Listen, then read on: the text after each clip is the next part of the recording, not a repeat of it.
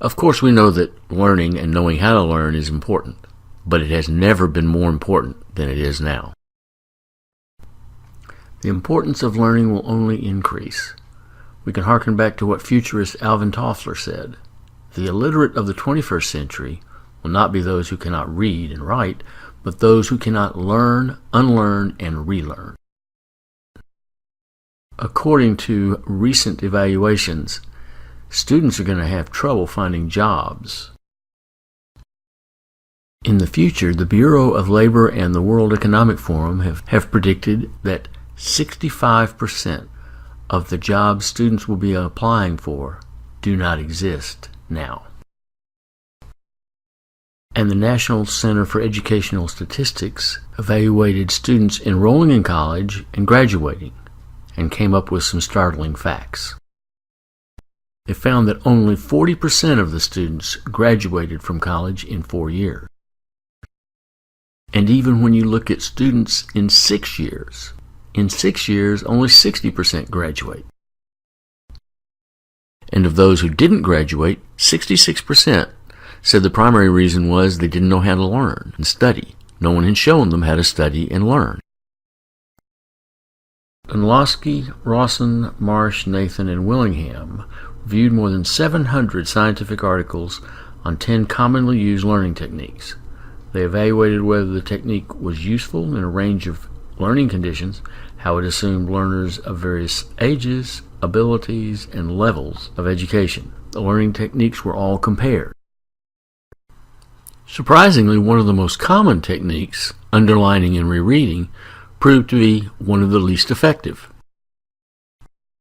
And clearly the best technique was retrieval or recall technique, where you're recalling information, retrieving it. That's in the nature of self-testing, flashcards, self-quizzing. And they found that using distributed practice or reviewing the material at differing intervals only enhanced the retrieval methods. Third was elaboration, where you're using questions and discussion. This is where you use elaborative interrogation and discussion to question yourself about why this makes sense. You ask yourself questions while you're studying about things. And then self-explanation. This is, how do I know this? How do I know this is occurring? The problem with the latter two is they can be time-consuming.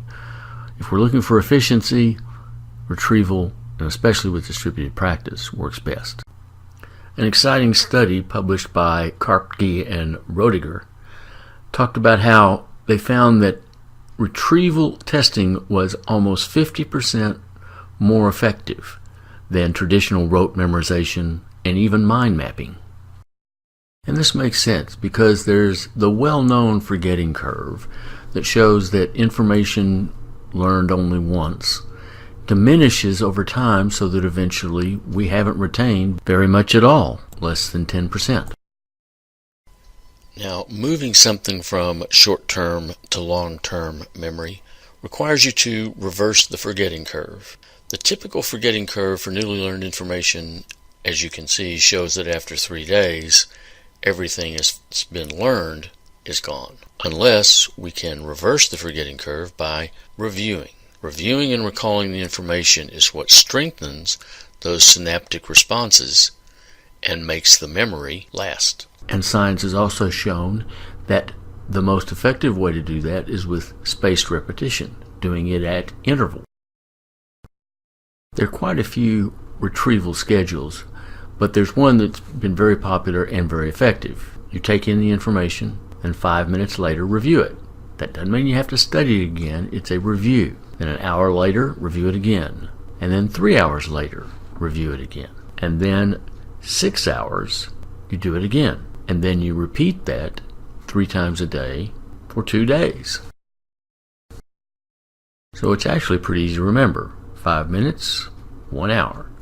3 hours, 6 hours, 3 times a day for 2 days. Or 5, 1, 3, 6, and 3 for 2.